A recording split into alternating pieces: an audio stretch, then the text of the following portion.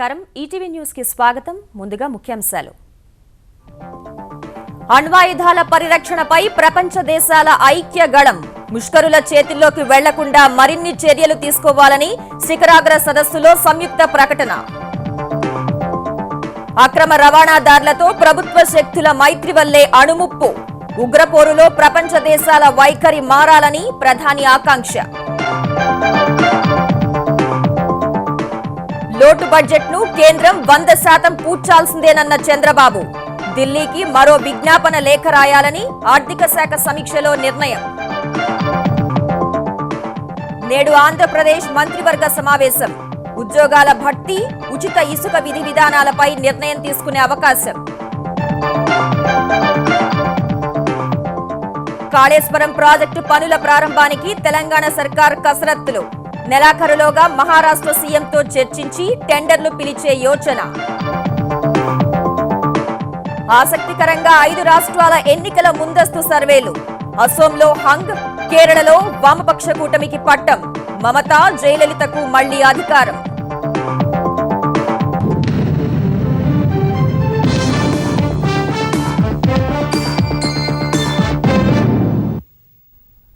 అణు భద్రతకు నిరంతర ముప్పు పొంచి ఉందని అణ్వాయుధాల భద్రతకు మరిన్ని చర్యలు చేపట్టాలని వాషింగ్టన్ వేదికగా జరిగిన అణు శిఖరాగ్ర సదస్సులో ఐక్య సందేశమిచ్చాయి అక్రమ రవాణాదారులతో ప్రభుత్వ శక్తులు అంటకాగడం వల్లే అణు భద్రతకు పెనుముప్పు పొంచి ఉందన్న ప్రధాని నరేంద్ర మోదీ అణు భద్రత ప్రతి దేశానికి జాతీయ ప్రాధాన్యాంశం కావాలని ఉద్ఘాటించారు ఉగ్రవాదాన్ని తిప్పికొట్టే విషయంలో ప్రపంచ దేశాల ఆలోచన విధానంలో మార్పు రావాల్సిన అవసరం ఉందని అభిప్రాయపడ్డారు వాషింగ్టన్ వేదికగా అమెరికా అధ్యక్షుడు బరాక్ ఒబామా ఆధ్వర్యంలో అణుభద్రతపై జరిగిన శిఖరాగ్ర సదస్సు ప్రపంచాన్ని మరింత సురక్షితంగా మార్చి రానున్న తరాలకు మెరుగైన భవిష్యత్ అందించడమే లక్ష్యంగా విస్తృత చర్చలకు వేదికైంది సదస్సుకు హాజరైన 52 దేశాల అధినేతలు ప్రతినిధులు ప్రపంచవ్యాప్తంగా ఉన్న అణుపదార్థాల నిల్వల్ని భద్రపరచడంపై సమాలోచనలు జరిపారు ఆ దిశగా తాము చేపడుతున్న చర్యల్ని వివరించారు ఇస్లామిక్ స్టేట్ సహా ఇతర ఉగ్ర సంస్థలు అణ్వాయుధాలతో నరమేధం సృష్టించే ప్రమాదముందని అమెరికా అధ్యక్షుడు ఒబామా హెచ్చరించారు. Fortunately, because of our coordinated efforts, no terrorist group has succeeded thus far in obtaining a nuclear weapon or a dirty bomb made of radioactive materials. But we know that Al-Qaeda has long sought nuclear materials. ISIL has already used chemical weapons, including mustard gas, in Syria and Iraq.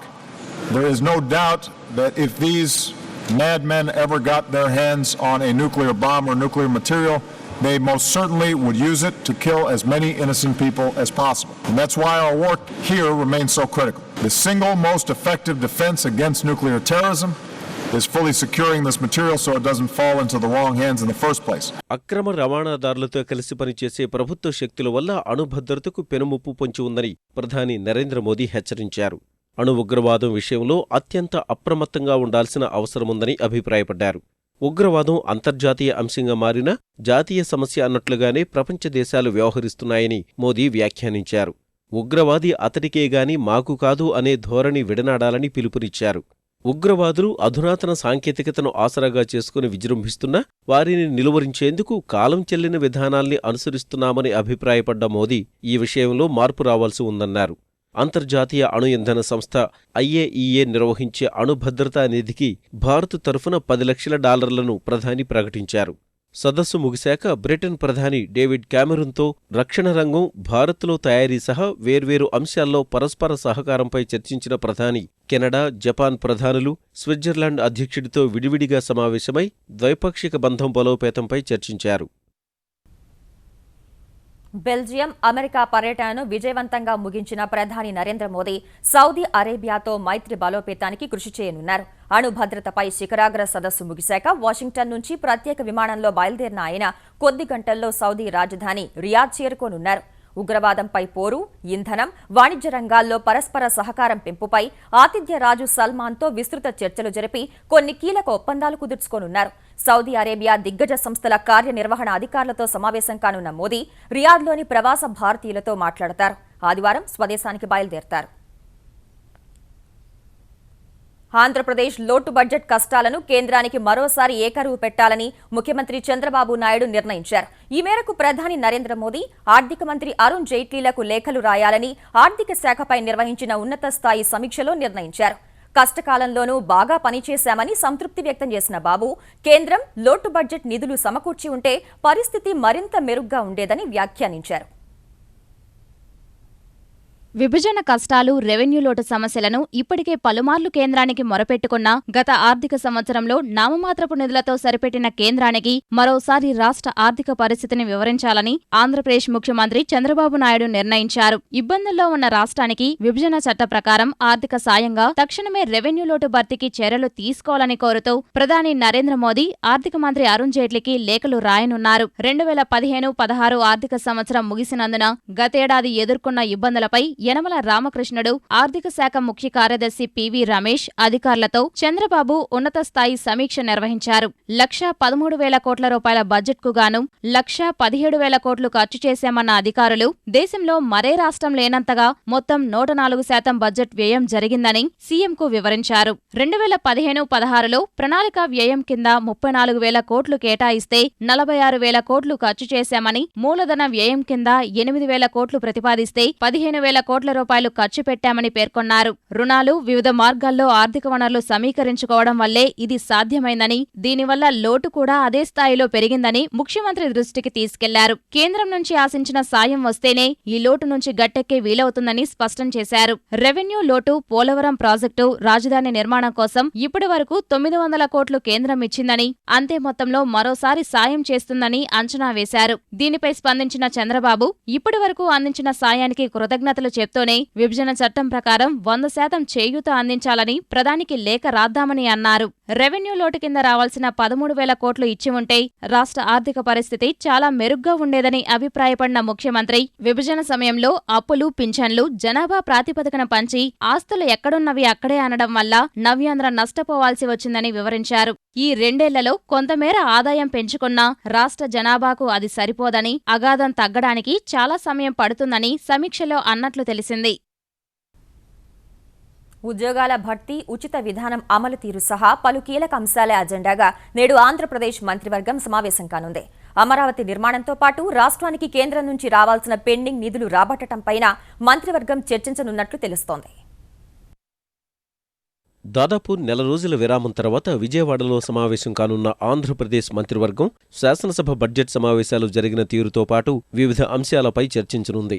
రాష్ట్ర ప్రభుత్వంలో దాదాపు 25,000 వరకు ఖాళీలున్నాయని గుర్తించిన నేపథ్యంలో మంత్రివర్గం వాటి భర్తీపై నిర్ణయం తీసుకోనుంది. గత నెల 4 నాటి మంత్రివర్గ సమావేశంలో ఇసుక ఉచితంగా ఇవ్వాలని నిర్ణయించిన ప్రభుత్వం ఇప్పటికే వినియోగదారులకు ఎదురయ్యే సమస్యలపై టోల్ ఫ్రీ నంబర్ ఏర్పాటు చేసింది. దానికి వచ్చిన ఫిర్యాదుల ఆధారంగా ఉచిత ఇసుక కొనసాగింపు విధి విధానాల్లో మార్పులు, చేర్పులు తీసుకురావడంపై సుదీర్ఘ చర్చ జరిగే అవకాశముంది. పట్టిసీమను సకాలంలో పూర్తి చేసినందుకు అభినందనలు తెలపడంతో పాటు పోలవరం ప్రాజెక్టు పూర్తి, ఇతర పెండింగ్ ప్రాజెక్టుల అంశంపైన మంత్రివర్గం సమాలోచనలు జరపనుంది. వేసవిలో తాగునీటి ఎద్దడి నివారణకు తీసుకోవాల్సిన చర్యలపైన మంత్రులు ముచ్చటిస్తారు. అమరావతి నిర్మాణానికి సంబంధించి ఇప్పటికే వివిధ నమూనాలను పరిశీలించినందున వాటిలో మార్పులు, తుది నమూనాల ఖరారుకు అనుసరించాల్సిన నిబంధనలపై చర్చిస్తారు. ఇదే సమయంలో క్షేత్రస్థాయి సమస్యలు తెలుసుకునేందుకు ముఖ్యమంత్రి చంద్రబాబు త్వరలోనే జిల్లాల పర్యటనలు చేపట్టాలని యోచిస్తున్నందున దానిపైన ఎజెండా ఖరారు చేసే అవకాశముంది. బడ్జెట్లో శాఖల వారీగా కేటాయించిన నిధులు, ఖర్చులపైన మంత్రివర్గం చర్చించనుంది. ఇదే సమయంలో రాష్ట్రం లోటు బడ్జెట్లో ఉన్నందున గత ఆర్థిక సంవత్సరం ముగిసే నాటికి కేంద్ర ప్రభుత్వం రాష్ట్రానికి కేటాయించిన నిధులు, కొత్త ఆర్థిక సంవత్సరంలో సాధించాల్సిన నిధులపైన మంత్రివర్గం చర్చించనున్నట్టు తెలుస్తోంది. అసోం శాసనసభ ఎన్నికల్లో భాజపా, కాంగ్రెస్ మధ్య హోరాహోరీ పోరు ఖాయంగా కనిపిస్తోంది. ఆ రాష్ట్రంలో హంగ్ ఏర్పడుతుందని ఇండియా టీవీ సీ ఓటర్ ముందస్తు సర్వేలో తేలింది. బెంగాల్లో తృణమూల్ కాంగ్రెస్, తమిళనాడులో అన్నా డీఎంకే అధికారాన్ని నిలబెట్టుకుంటాయన్న సర్వే కేరళలో వామపక్ష కూటమి విజయం సాధిస్తుందని అంచనా వేసింది. 5 రాష్ట్రాల శాసనసభ ఎన్నికలకు ముహూర్తం సమీపిస్తున్న కొద్దీ ముందస్తు సర్వేల ఫలితాలు మరింత ఆసక్తికరంగా మారుతున్నాయి. ఆయా రాష్ట్రాల్లో ప్రజల నాడిపై మార్చి 4వ వారంలో సీ ఓటర్తో కలిసి సర్వే నిర్వహించిన ఇండియా టీవీ అసోంలో హంగ్ ఏర్పడవచ్చని అంచనా వేసింది. 126 నియోజకవర్గాలున్న అసోంలో భాజపా నేతృత్వంలోని కూటమి 55 స్థానాలు గెలిచి ప్రభుత్వ ఏర్పాటుకు 9 అడుగుల దూరంలో నిలుస్తుందని తెలిపింది. గత ఎన్నికల్లో 78 స్థానాలతో ప్రభుత్వాన్ని ఏర్పాటు చేసిన కాంగ్రెస్ ఈసారి 53 స్థానాలకే పరిమితమవుతుందని వెల్లడించింది. ఏఐయుడిఎఫ్ 12, ఇతరులకు మరో 6 సీట్లు రావచ్చని సర్వేలో తేలింది. ఇక బంగాల్లో అధికార తృణమూల్ కాంగ్రెస్ మళ్లీ పీఠం దక్కించుకున్నప్పటికీ గతం కంటే 24 సీట్లు తక్కువకు పడిపోతుందని తెలిపింది. మొత్తం 294 స్థానాలకు గాను తృణమూల్ 160, వ్యూహాత్మక అవగాహన కింద కలిసి పోటీ చేస్తున్న వామపక్షాలు, కాంగ్రెస్ 127 స్థానాల్లో గెలుస్తాయని సర్వే వెల్లడించింది. గత ఎన్నికల్లో 60 సీట్లతో సరిపెట్టుకున్న వామపక్షాలు ఈసారి తమ బలాన్ని 106కు పెంచుకుంటాయని లెక్కగట్టింది. ఇక బంగాల్లో భాజపా 4, ఇతరులు 3 సీట్లలో గెలుస్తారని తెలిపింది. తమిళనాట 5 ఏళ్లకోసారి అధికారం మార్చే ఆనవాయితీ ఈసారి తల్లకిందులవుతుందని అంచనా వేసిన సర్వే అన్నాడీఎంకేకు గతం కంటే సీట్లు తగ్గినా 130 స్థానాలతో మళ్లీ పీఠం ఎక్కుతుందని వెల్లడించింది. 234 స్థానాలకు గాను డీఎంకే, కాంగ్రెస్ కూటమి 70, ఇతరులకు 34 స్థానాలు రావచ్చని తెలిపింది.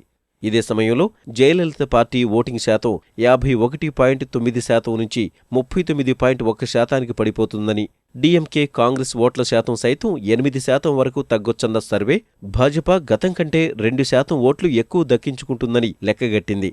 కేరళలో వామపక్ష ప్రజాస్వామ్య కూటమి ఎల్డీఎఫ్ అధికారంలోకి వస్తుందని సర్వేలో తేలింది.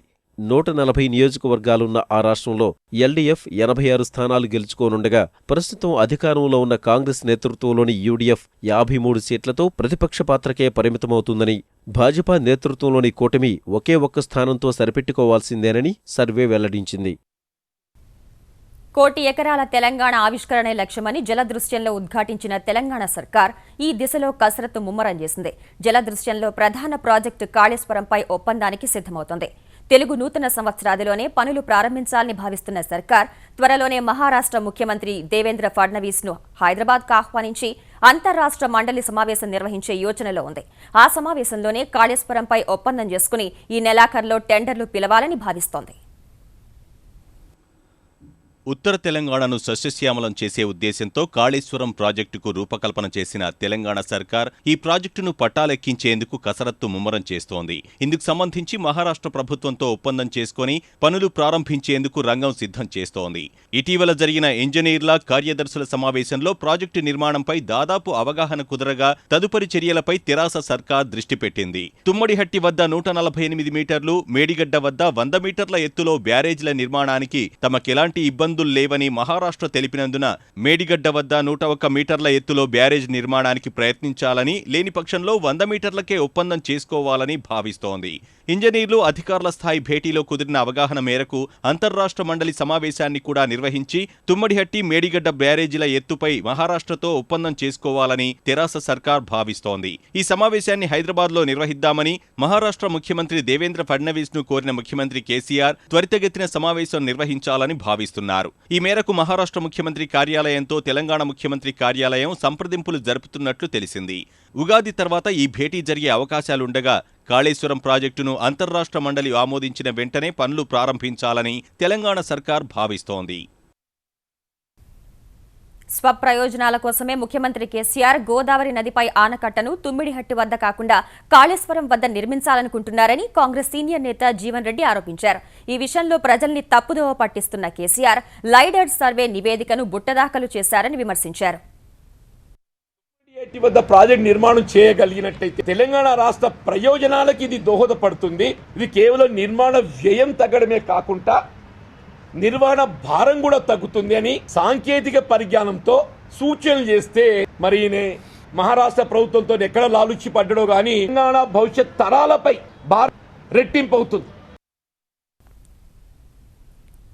పాలమూరు రంగారెడ్డి ప్రాజెక్టు అంచనాలు ఎందుకు రెట్టింపయ్యాయో ముఖ్యమంత్రి కేసీఆర్ సమాధానం చెప్పాలని బచావో తెలంగాణ మిషన్ అధినేత నాగం జనార్దన్ రెడ్డి డిమాండ్ చేశారు. తన ప్రశ్నకు సమాధానం చెప్పి ప్రతిపక్షాలను మెప్పిస్తే రాజకీయ సన్యాసం తీసుకుంటానని హైదరాబాద్లో సవాల్ విసిరారు. లేదంటే కేసీఆర్ ప్రజలకు క్షమాపణలు చెప్పాలన్నారు. స్వార్థ ప్రయోజనాల కోసం కేసీఆర్ అధికారులతో కూడా తప్పులు చేయిస్తున్నాడని నాగం విమర్శించారు. ఈ అవినీతి భాగవతం బయట పెట్టేటందుకు నాకు గత్యంతరం లేక నీ మాయ మాటలు ప్రజలు నమ్ముతున్నారని కోర్టును ఆశ్రయించడం జరిగిందంతే. నేను వేసింది అడ్మిట్ చేసుకోకపోవచ్చు పిల్లు, కానీ నేను వేసిన పేపర్లు మొత్తం నీ డిపార్ట్మెంట్లు ఇచ్చిన పేపర్లే, ఒక్కటి కూడా నేను వేరే పేపర్లు పెట్టలే. నువ్వు తెలంగాణ పెద్ద మనిషి అనుకుంటున్నావు కదా, తెలంగాణ పెద్ద మనిషి. ఈ పాలమూరు లిఫ్ట్ ఇరిగేషన్ అంచనాలు ఎట్లా పెరిగిన వాస్తవంగా చెప్పు. 6 నెలల్లో డబుల్ అవుతుందా? నిజామాబాద్ జిల్లా పర్యటనలో భాగంగా తెలంగాణ ముఖ్యమంత్రి కేసీఆర్ ఇవాళ బాన్సువాడలో పర్యటించనున్నారు. తొలి రోజు నిజామాబాద్లో జిల్లా అభివృద్ధిపై విస్తృత సమీక్ష నిర్వహించిన కేసీఆర్ రాత్రి మంత్రి పోచారం శ్రీనివాసరెడ్డి నివాసంలో బస చేశారు. ఉదయం బీర్కూర్ మండలంలోని తిమ్మాపూర్ వెంకటేశ్వర స్వామి ఆలయంలో జరిగే సుదర్శన యాగంలో పాల్గొనున్న ముఖ్యమంత్రి ఆ తర్వాత బాన్సువాడలో భోజనం చేసి హైదరాబాద్ వెళ్లనున్నారు. హైదరాబాద్ బంజారాహిల్స్ లో తెలంగాణ ప్రభుత్వం నిర్మించ తలపెట్టిన పోలీస్ కమాండ్ కంట్రోల్ భవన నిర్మాణాన్ని తాత్కాలికంగా నిలుపుదల చేయాలని హైకోర్టు మధ్యంతర ఉత్తర్వులిచ్చింది. ప్రభుత్వం 8 ఎకరాల విస్తీర్ణంలో కమాండ్ కంట్రోల్ భవనం నిర్మాణాన్ని తలపెట్టగా అందులో 5 ఎకరాలు తమదంటూ 16 మంది వ్యక్తులు న్యాయస్థానాన్ని ఆశ్రయించారు. సదరు భూమిని తమ పేరున క్రమబద్దీకరించాలని పెట్టుకున్న దరఖాస్తును ఎలాంటి కారణాలు తెలపకుండా తిరస్కరించి జంట టవర్లు నిర్మిస్తున్నారని పిటిషనర్లు వ్యాజ్యంలో పేర్కొన్నారు. దీన్ని విచారణకు స్వీకరించిన హైకోర్టు సింగిల్ బెంచ్ నిర్మాణ పనులను 4 వారాల పాటు నిలిపివేయాలని మధ్యంతర ఉత్తర్వులిచ్చింది. ఈ ఆదేశాలను ప్రభుత్వం మరో ధర్మాసనం ఎదుట అప్పీల్ చేసింది. హైదరాబాద్ కేంద్రీయ విశ్వవిద్యాలయంలో అశాంతికి బాధ్యుడైన ఉపకులపతి అప్పారావును బదిలీ చేసేలా కేంద్ర ప్రభుత్వాన్ని ఆదేశించాలని కాంగ్రెస్ ఎంపీ వి హనుమంతరావు హైకోర్టులో ప్రజా ప్రయోజన వ్యాజ్యం దాఖలు చేశారు.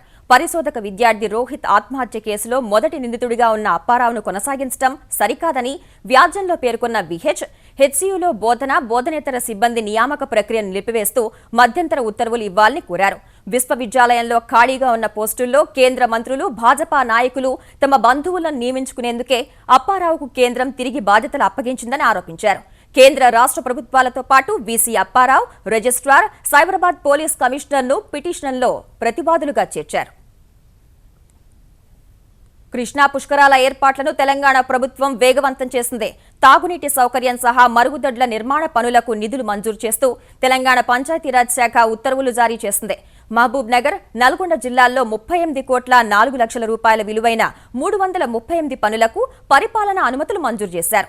శాశ్వత తాగునీటి ఏర్పాట్ల కోసం 20 కోట్లు, తాత్కాలిక తాగునీటి వసతి కోసం 8 కోట్లు, మరుగుదొడ్ల నిర్మాణానికి 9 కోట్ల 70 లక్షల రూపాయలను కేటాయించింది. కడప జిల్లా రైల్వే కోడూరు పరిధిలోని మాధవరంపాడు సమీపంలో అర్ధరాత్రి జరిగిన ఘోర రోడ్డు ప్రమాదంలో 3 అక్కడికక్కడే మృతి చెందారు. తిరుపతి నుంచి రాజంపేట వెళ్తున్న ఆంధ్రప్రదేశ్ రహదారి రవాణా సంస్థ బస్సును ఎదురుగా వస్తున్న లారీ ఢీకొట్టడంతో ప్రమాదం చోటు చేసుకుంది. బస్సు కండక్టరు, 2 ప్రయాణికులు ఘటనా స్థలిలోనే దుర్మరణం పాలవగా 30 మంది ప్రయాణికులు తీవ్రంగా గాయపడ్డారు. క్షతగాత్రులకు తిరుపతి రుయా, రైల్వే కోడూరు ప్రభుత్వ ఆసుపత్రుల్లో చికిత్స అందిస్తున్నారు. లారీ డ్రైవర్, క్లీనర్ పరిస్థితి ఆందోళనకరంగా ఉంది. వేసవి సెలవుల్లో తిరుమల వచ్చే భక్తులకు 24 గంటల్లోపే స్వామి దర్శనం కల్పించే చర్యలు చేపడుతున్నామని తిరుమల తిరుపతి దేవస్థానం కార్యనిర్వహణాధికారి సాంబశివరావు చెప్పారు. తిరుమల అన్నమయ్య భవన్లో డయల్ యువర్ ఈవో కార్యక్రమంలో పాల్గొన్న ఆయన దేశంలోని వివిధ ప్రాంతాల నుంచి భక్తులు అడిగిన ప్రశ్నలకు సమాధానమిచ్చారు. ఈ కార్యక్రమంలో కళ్యాణ కట్టలో తలనీలాలు ఇచ్చే వారి నుంచి క్షురకులు డబ్బులు వసూలు చేస్తున్నారని, బళ్ళారి, విజయవాడ, అనంతపురం నుంచి భక్తులు ఫిర్యాదు చేయగా ముంబైకు చెందిన ఓ భక్తుడు శ్రీనివాసం వసతి గృహాల్లో గదులు అపరిశుభ్రంగా ఉన్నాయని తెలిపారు.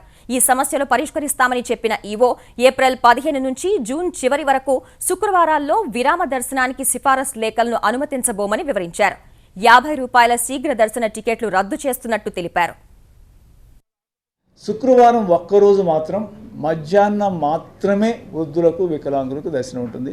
ఉదయం 10 నుంచి 11 గంటలప్పుడు ఏమవుతుందంటే కొన్ని రోజులు ఆ సమయానికి దర్శనమే స్టార్ట్ కావట్లేదు. ఆ సమయంలో కళ్యాణం క్యూ ఉంటుంది. 7 గంటల నుంచి వచ్చిన వాళ్ళు కూడా దాంట్లో ఉంటారు, ఇబ్బంది పడతారనే ఉద్దేశంతో అదే శుక్రవారం రోజు మాత్రమే వృద్ధులకు, వికలాంగులకు ఉదయం లేకుండా సాయంత్రం 3 గంటలకి ఉండే విధంగా కూడా మనం చర్య తీసుకోవాలి. ఇదేంటంటే ఏప్రిల్ 15 నుంచి జూన్ ఎండ్ వరకు అన్నారు, పర్మనెంట్ కాదు.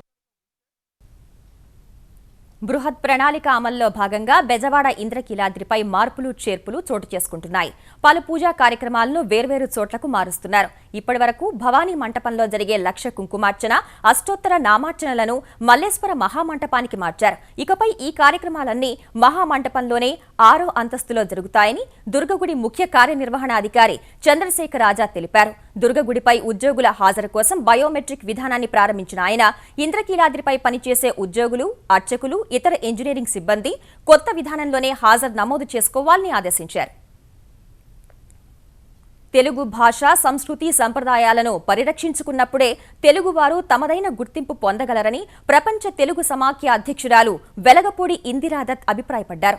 చెన్నైలో సమాఖ్య ఆధ్వర్యంలో దుర్ముఖనామ సంవత్సర ఉగాది వేడుకలు నిర్వహించారు. ఈ కార్యక్రమానికి ముఖ్య అతిథిగా హాజరైన ఆంధ్రప్రదేశ్ ఉపసభాపతి మండలి బుద్ధప్రసాద్ మాతృభాష పరిరక్షణకు అందరూ నడుం బిగించాలని పిలుపునిచ్చారు. మారిషస్లో తెలుగువారు భాషా పరిరక్షణకు ఎంతో పాటుపడుతున్నారన్న బుద్ధప్రసాద్ తెలుగు రాష్ట్రాల్లో అంతటి ఆసక్తి కనపడటం లేదని ఆవేదన వెలిబుచ్చారు. 24 నిండు ప్రాణాలను చిదిమేసిన కోల్కతా పైవంతెన కూలిన కేసులో హైదరాబాద్కు చెందిన ఐవీఆర్సీఎల్ నిర్మాణ సంస్థ ప్రతినిధుల్లో 3 బెంగాల్ పోలీసులు అరెస్ట్ చేశారు. మొత్తం 10 మందిని అదుపులోకి తీసుకుని విచారించిన పోలీసులు 3 అరెస్ట్ చేయగా మరో 7 ఇంకా తమ అదుపులోనే ఉన్నట్లు తెలిపారు. అరెస్టైన వారిలో హత్యాయత్నం అభియోగాలు ఎదుర్కొంటున్న assistant general manager Mallikarjun, assistant manager Dev Jyoti Majumdar, నిర్మాణ ఆకృతులను పర్యవేక్షించే ప్రదీప్ సాహా ఉన్నారు. వీరిని వాళ్ళ న్యాయస్థానంలో హాజరుపరచనున్నారు. ఇదే సమయంలో పై వంతెన నిర్మాణాన్ని పర్యవేక్షించే కోల్కతా మెట్రోపాలిటన్ అభివృద్ధి ప్రాధికార సంస్థకు చెందిన 2 అధికారులను బెంగాల్ ప్రభుత్వం విధుల నుంచి తప్పించింది. అటు పై వంతెన కూలిన నేపథ్యంలో జాతీయ రహదారులు, వంతెనల భద్రతను సమీక్షించాలని కేంద్రం ఆదేశించింది. మున్ముందు ఎలాంటి దుర్ఘటనలు జరగకుండా ఉండేందుకే ఈ నిర్ణయమని కేంద్ర రవాణా మంత్రి నితిన్ గడ్కరీ తెలిపారు. చిన్నారి పెళ్లి కూతురుగా బుల్లితెర వీక్షకులకు సుపరిచితమైన ప్రత్యూష బెనర్జీ ఆత్మహత్య చేసుకుంది. 24 ఏళ్ల ప్రత్యూష ముంబైలోని తన ఇంట్లో ఉరివేసుకుని తనువు చాలించినట్లు పోలీసులు తెలిపారు. వెంటనే ఆమెను కోకిలాబెన్ ఆసుపత్రికి తరలించగా అప్పటికే మరణించినట్లు వైద్యులు తెలిపారు. ప్రత్యూష ఆత్మహత్యకు స్పష్టమైన కారణాలు తెలియకపోయినా ప్రియుడు రాహుల్ రాజ్ సింగ్తో అంతరం పెరగడంపై అనుమానం వ్యక్తమవుతోంది. మరణానంతరము నిన్ను చూడకుండా ఉండలేనంటూ వాట్సాప్లో ఆమె చివరి చిత్రం ఉంచడం దీనికి బలం చేకూర్చుతోంది. జార్ఖండ్కు చెందిన ప్రత్యూష చిన్నారి పెళ్లి కూతురు ధారావాహికతో కెరీర్ని ప్రారంభించి ఝలక్ దిఖ్లాజా 5, big boss 7లోనూ పాల్గొంది.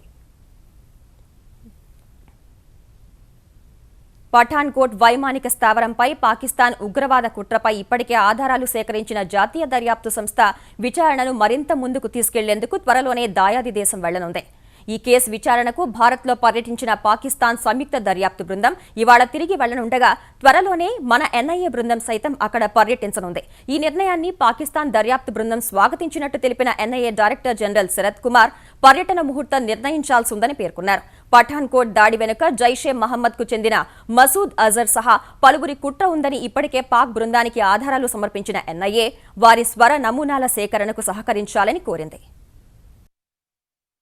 The NIA sought voice samples of some senior office bearers of JEM and DNA sample of the mother of slain terrorist Nasir Hussain. The NIA shared with JIT the identity and the addresses of all the 4 terrorists and requested the JIT to confirm the same.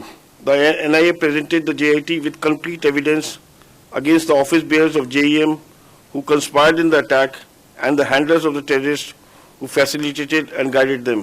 The Pakistan JNT was also informed that a team of NIA officials would like to visit Pakistan and carry forward the investigation in the Pathankot attack case. Majlis అధినేత అజ్దుద్దీన్ ఓవైసీ రేపిన దుమారం చల్లారక ముందే భారత్ మాతాకి జై నినాదం చేయొద్దంటూ ప్రముఖ Islamic సంస్థ దారుల్ ఉలూమ్ దేవ్బంద్ ఫత్వా జారీ చేయడం మరిన్ని విమర్శలకు దారితీసింది.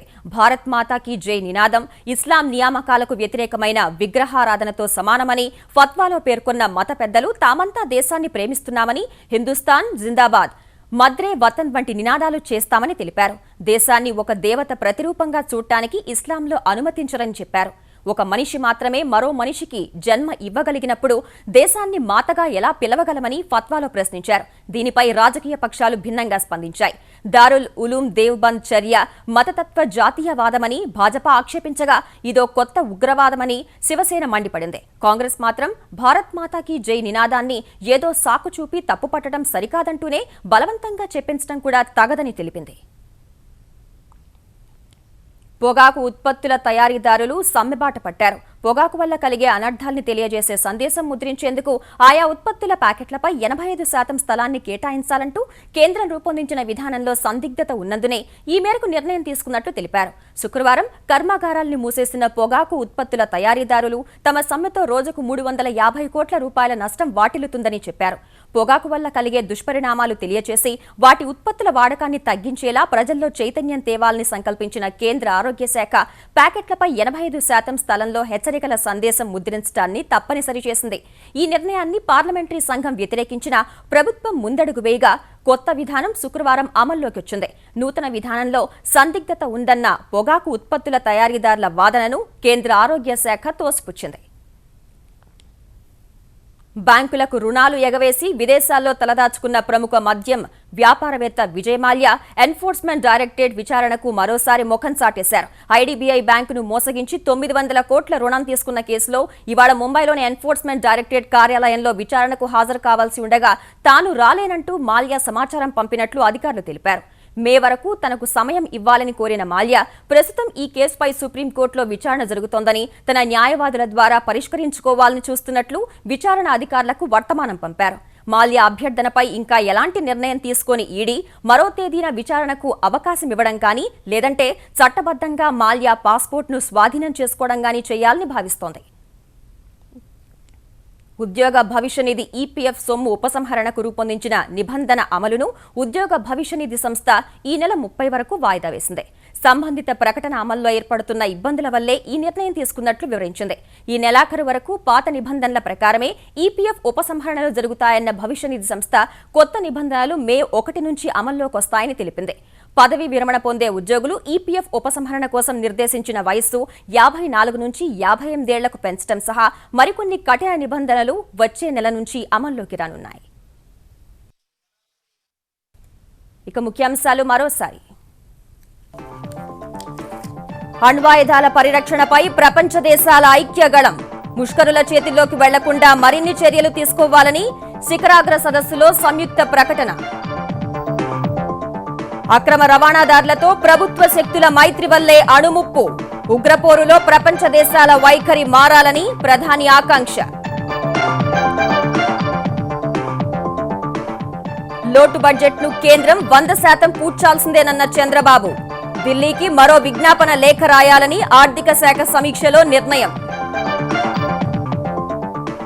నేడు ఆంధ్రప్రదేశ్ మంత్రివర్గ సమావేశం. ఉద్యోగాల భర్తీ, ఉచిత ఇసుక విధి విధానాలపై నిర్ణయం తీసుకునే అవకాశం. కాళేశ్వరం ప్రాజెక్టు పనుల ప్రారంభానికి తెలంగాణ సర్కార్ కసరత్తులు. నెలాఖరులోగా మహారాష్ట్ర సీఎంతో చర్చించి టెండర్లు పిలిచే యోచన. ఆసక్తికరంగా 5 రాష్ట్రాల ఎన్నికల ముందస్తు సర్వేలు. అసోంలో హంగ్, కేరళలో వామపక్ష కూటమికి పట్టం. మమతా, జయలలితకు మళ్లీ అధికారం.